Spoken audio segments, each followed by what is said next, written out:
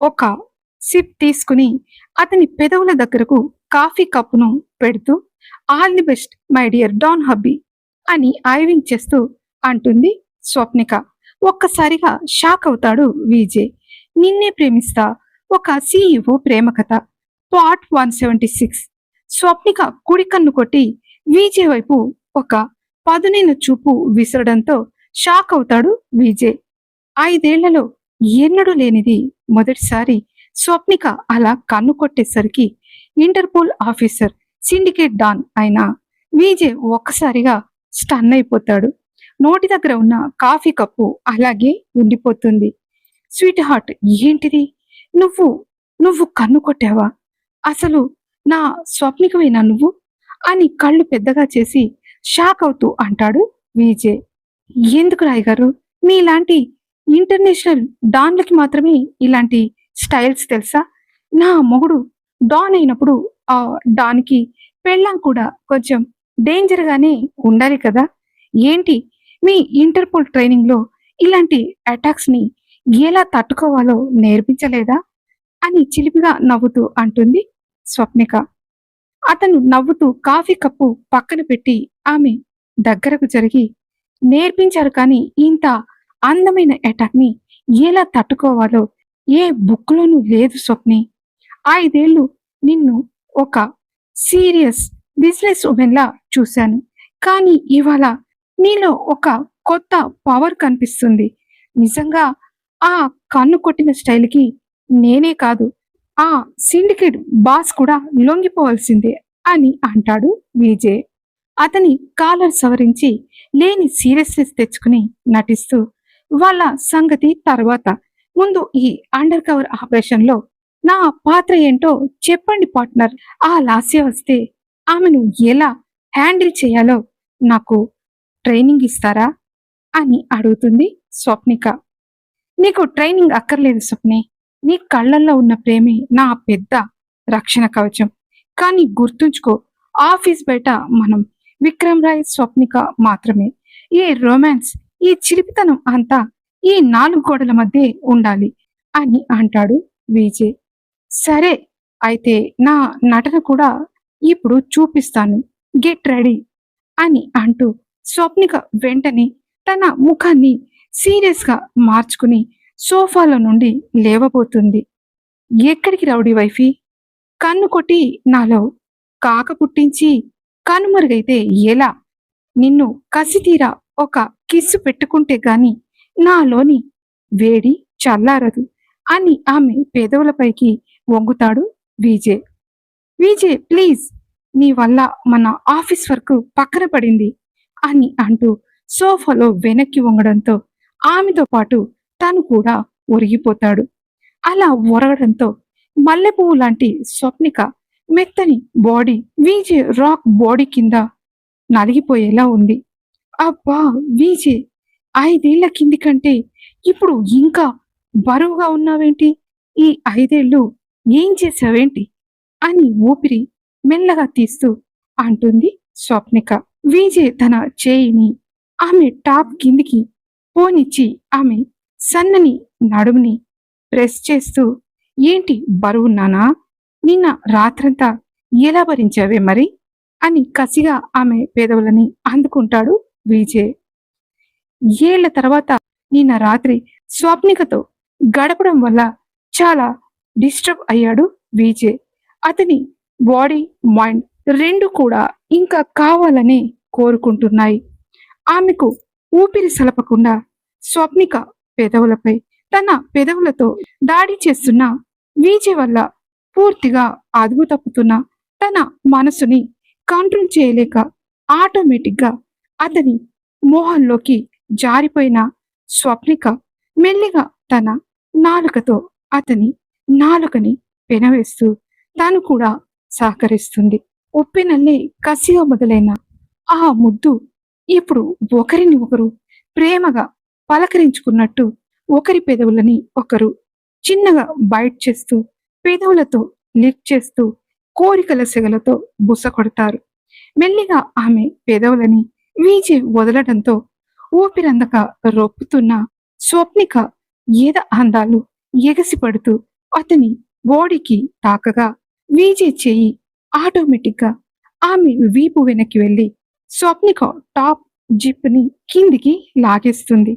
ముద్దంటేనే వద్దన్న స్వప్నిక పూర్తిగా అతని మాయలోకి వెళ్లిపోవడంతో లూజ్ అయిన ఆమె టాప్ ని భుజాల కిందికి లాగుతూ స్వప్నిక మెడవంపులో తన పెదవులకు పని కల్పించిన వీచే ప్రయాణం ఎదలోయల్లోకి స్టార్ట్ అవుతుంది. స్వప్నిక చేతులు అతని భుజాలను నొక్కగా తలెత్తి చూసిన వీచే ముఖంలో ఎర్రబారిన అతని కళ్ళల్లో కోరిక తీవ్రత కనిపించడంతో అతని మెడ చుట్టూ చేతులు వేసిన స్వప్నిక సిగ్గుతో అతని మెడవంపులో ముఖం దాచుకుంటుంది. కోరికల దాడికి బాడీలో ఎక్కడెక్కడో చేంజెస్ రావడం మొదలవడంతో ఆమె పైనుంచి లేచిన విజయ్ అమాంతం స్వప్నికని తన చేతులతో లిఫ్ట్ చేసి పర్సనల్ రూమ్ లోకి తీసుకువెళ్లి బెడ్ పై పడుకోబెడతాడు. తన్మయత్వంతో కళ్ళు మూసుకున్న స్వప్నిక ఇంకా ఏదో కావాలన్న తపనతో ఆమె కనుబొమ్మలు ముడుచుకోగా విజయ్ పెదవులు సన్నగా నవ్వుతూ విచ్చుకుంటాయి. టైట్ అనిపిస్తున్న టైనీ కోటును విప్పి ఓ మూలన విసిరికొట్టి షర్ట్ బటన్స్ తీస్తూ ఆమె పక్కన చేరిన విజయ్ షర్ట్ కూడా విప్పి విసిరి కొడుతూ తన బాడీకి స్వేచ్ఛనిస్తాడు. భుజాల వరకు జారిన ఆమె టాప్ ని పూర్తిగా కిందికి జరుపుతూ పొట్టపై పెదవులను ఆంచుతూ ముద్దులు పెడతాడు విజయ్. తీవ్ర తాపంతో అల్లాడిపోతున్న స్వప్నిక అతన్ని తన పైకి లాక్కుంటూ అతని పెదవులని అందుకుంటుంది. ముద్దు పెట్టుకుంటూనే ఇద్దరి మధ్య నలుగుతున్న వాళ్ళ వలువలను దూరం చేసి ఆమె అణువణువును ముద్దులతో మురిపిస్తూ మైమరపిస్తూ స్వప్నిక పైకి చేరిపోతాడు విజయ్. ఆఫీస్లో జరిగిన అవమానంతో ఆకాష్ పిచ్చివాడిగా ఊగిపోతున్నాడు. ఇంటికి రాగానే ఎదురుగా ఉన్న సోఫాను తన్నేసి టేబుల్ మీద ఉన్న గ్లాసులను విసిరి కొడతాడు. భూపతి, పరశురాం, లాస్య అతన్ని ఆశ్చర్యంగా చూస్తుంటారు. నన్ను నన్ను వాడు కాఫీ తీసుకురమ్మంటాడా? ఆ పరాయివాడు విక్రమ్ రాయ్ గాడికి అటెండర్ నుండి పిఏ వరకు అన్ని పనులు నేనే చేయాలా? ఆ స్వప్నిక వాడికి అంత ఇంపార్టెన్స్ ఇవ్వడమేంటి? నా రక్తం మరిగిపోతుంది అని గట్టిగా అరుస్తాడు ఆకాష్.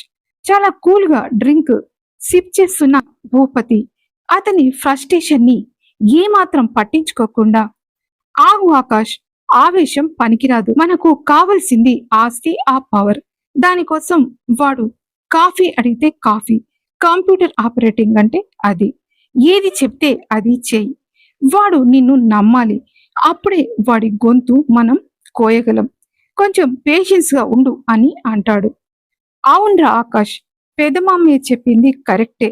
మన అసలు పని సింహంలా వేటాడ్డం. అప్పటి వరకు నక్కలా వేచి ఉండాలి. రేపు మార్నింగ్ ఆఫీస్కి వెళ్ళు. వాడు నిన్ను ఎలా వాడుకుంటాడో చూడు. వాడు ఇచ్చే ప్రతి ఇన్ఫర్మేషన్ మనకు ఒక ఆయుధం కావాలి అని అంటాడు పరశురాం. అది కాదు చిన్నమామ, వాడి దగ్గర పనిచేయడం నాకు నచ్చక నేను గనుక రిజైన్ చేస్తే 250 కోట్ల రూపాయల జరిమానా కట్టాలని అగ్రిమెంట్ రాయించుకున్నాడు అని మళ్ళీ గట్టిగా అరుస్తాడు ఆకాష్. ఏంటి నిజమా? అంత పెద్ద అమౌంట్ ఫైన్ వేస్తాడా? వాడికి ఏమైనా పిచ్చా? ఆఫ్టర్ ఆల్ ఒక పిఏ జాబ్ కి అంత ఫైనా? మాతుండే అంటున్నావా నువ్వు అని అంటాడు కోపంగా పరశురాం. నేను అదే అంటే ఆ ఆటిట్యూడ్ నా కొడుక్కి మార్కెట్లో చాలా వాల్యూ ఉందంట. అందుకే తన జాబ్కి ఇంత వాల్యూ పెరిగిందంట అని కోపంగా అంటాడు ఆకాష్. వీళ్ళు అలా వాదులాడుకుంటుండగా లాస్య ఇంటర్నెట్లో విక్రమ్ రాయ్ గురించి సెర్చ్ చేయగా అందులో రఫ్ అండ్ టఫ్ లుక్స్ తో లెఫ్ట్ ఐబ్రో పైన చిన్న స్కార్ తో సీరియస్ లుక్స్ ఇస్తూ పిచ్చ హాట్ గా ఉన్న విక్రమ్ రాయ్ పిక్స్, అతని బిజినెస్ వాల్యూ అన్నీ ఉంటాయి. మార్కెట్ రంగంలో మరో ప్రభంజనం. ఒకప్పుడు లాభాల బాటలో ఎవరెస్ట్ లా ఉన్న ఎస్ఎన్ఎస్ కంపెనీ ఈ మధ్య చాలా లాస్ లో పడిందని ఆ company CEO Mrs Swapnika Vijay తన కంపెనీని దుబాయ్ ఇంటర్నేషనల్ కంపెనీతో కొలాబరేట్ అవడం వల్ల ఆ కంపెనీ షేర్స్ వాల్యూ పూర్తిగా పెరిగిపోయాయని న్యూస్ ఉంటుంది అక్కడ. అతని ఫోటోను జూమ్ చేసి చూస్తున్న లాస్య కళ్ళల్లో కోరికల సెగల మెరుపు కనిపిస్తుంది. అప్పుడే ఆకాష్ జేబులో ఫోన్ రింగ్ అవగా విసుగ్గా ఫోన్ తీసి చూస్తాడు అతను. వాడు విజయ్ మీద నిఘా పెట్టడానికి పంపిన మనిషి రాకీ నుండి కాల్. ఒరేయ్ ఆకాష్, పని పాట లేని ఆ ఫోన్ ఎప్పుడు ఉండేదే, ముందు అసలు ఏం చేద్దాం చెప్పరా బాబు అని విసుక్కుంటాడు భూపతి. పెదమామ, ఇది ఇంపార్టెంట్ కాల్, పనికి మాలింది కాదు, ఆగండి కొంచెం అని చిరాకు పడుతూ ఫోన్ లిఫ్ట్ చేస్తాడు ఆకాష్. చెప్పు రాకి, ఏమైంది అని సీరియస్ గా అడుగుతాడు ఆకాష్. అటు నుండి రాకి ఫోన్లో మాట్లాడుతూ, సార్, ఆ విక్రమ్ రాయ్ గాడు సిటీలోని ఫేమస్ పబ్ కి వెళ్ళాడు, నేను ఇక్కడే వాడి వెనకే ఉన్నాను అని అంటాడు. ఒక్కడే వెళ్ళాడా, ఎవరైనా జంటగా ఉన్నారా అని క్యూరియస్ గా అడుగుతాడు ఆకాష్. జంటగానే వచ్చాడు సార్, తన వెంట ఆ సిఇఓ మేడం స్వప్నిక మేడం కూడా వచ్చారు, ఇద్దరు చాలా క్లోజ్ గా కనిపిస్తున్నారు సార్ అని అంటాడు రాకీ. ఆ మాట వినగానే ఆకాష్ కళ్ళు ఎర్రబడతాయి. కానీ పక్కనే ఉన్న లాస్య కళ్ళల్లో ఒక వింత మెరుపు మెరుస్తుంది. ఆమె వెంటనే లేచి నిలబడి స్టైలిష్ గా తల నిమురుకుంటూ, చాలు ఆకాష్, ఇక నీ వంతు అయిపోయింది, ఇప్పుడు నా ఎంట్రీకి టైం వచ్చింది. వాడు పబ్లో ఉన్నాడా, అయితే అక్కడికి వెళ్ళి నేను అతన్ని పరిచయం చేసుకుంటాను. అసలు విక్రమ్ రాయ్ రేంజ్ ఏంటో, నా గ్లామర్ పవర్ ఏంటో వాడికి తెలియాలి అని పొగరుగా అంటూ తలెగరేస్తుంది. ఆమె అలా అనడంతో ఒక్కసారిగా ఆకాష్ ఒక నవ్వు నవ్వుతాడు. వాడి పక్కన ఆ బ్యూటీ స్వప్నిక ఉన్న తర్వాత వాడు ఈ ముచ్చుమొహాన్ని చూస్తాడా అసలు అని మనసులో నవ్వుకుంటాడు. లాస్య, ఆ స్వప్నిక ఉన్నప్పుడు నువ్వు అతన్ని కలవడానికి వీల్లేదు. ఏ మగాడైనా తన పక్కన స్వప్నిక ఉంటే మరొకరిని చూడడానికి కూడా ఇష్టపడడు, అంత అందంగా ఉంటుంది స్వప్నిక అని అంటాడు ఆకాష్. ఒక నవ్వు నవ్విన లాస్య, పిచ్చి ఆకాష్, స్వప్నిక పాప పబ్కి ఎలా వెళ్ళిందో నాకు అర్థం కావటం లేదు. పబ్కి అవసరమైన కల్చర్ స్వప్నికలో మచ్చుకైనా ఉండదు. ఆమె ఒక పల్లెటూరి బయతులా ఉంటుంది, నాలా హాట్ గా ఉండదు. పెళ్లికి అలాంటి వాళ్ళు సూట్ అవుతారేమో కానీ నా లాంటి వాళ్ళు ఎక్కడైనా హై ఎండ్ లో ఉంటారు అని అంటుంది లాస్య. పోన్లే లాస్య, వాడేదో అంటాడు కానీ నీ ఆలోచన మంచి ఐడియా లాస్య. వాడు స్వప్నిక మాయలో పడకముందే నువ్వు వాడిని నీ వైపు తిప్పుకోవాలి. ఆకాష్, నువ్వు లాస్యకి తోడుగా వెళ్ళు, వాడు నిన్ను చూసి అక్కడ షాక్ అవ్వాలి అని అంటాడు భూపతి. లాస్య వికృతంగా నవ్వుతూ, ఆకాష్ పద, డ్రెస్ మార్చుకో, ఇవాళ పబ్లో సిండికేట్ బ్యూటీ పవర్ ఏంటో ఆ విక్రమ్ రాయ్ గడికి చూపిద్దాం.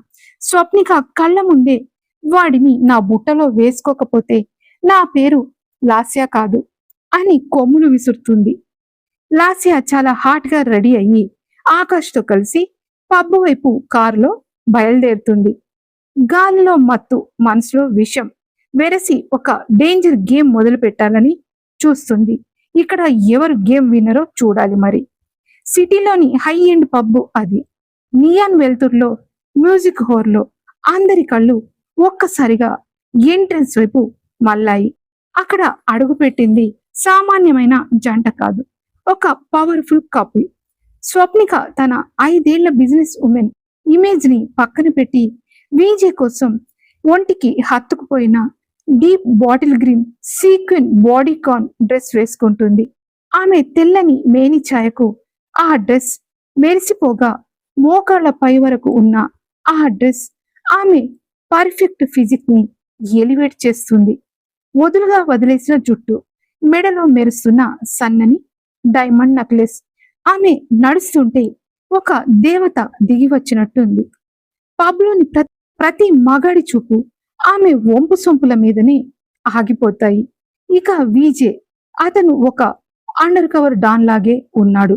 బ్లాక్ టర్టిల్ నెక్ టీషర్ట్, దానిపై dark grey colour velvet blazer fitted trousers వేరు చేశాడు అతను. ఆ ఎడమ కనుబొమ్మపై ఉన్న స్కార్ అతని ముఖానికి ఒక rough and tough classy look తెస్తుంది. అక్కడున్న ఆడవాళ్ళంతా తమ పార్ట్నర్స్ ని మర్చిపోయి వీజేని కళ్ళతోని తినేస్తుంటారు.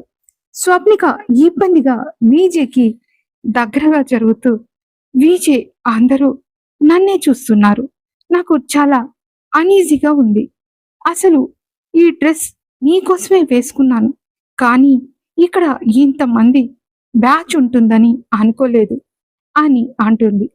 వీజే ఆమె నడుము చుట్టూ చెయ్యి వేసి తన వైపు లాక్కుని హస్కీ వాయిస్ తో, నిజం చెప్పాలంటే నిన్ను ఇక్కడికి అస్సలు తీసుకురావద్దని అనుకున్నాను స్వప్ని.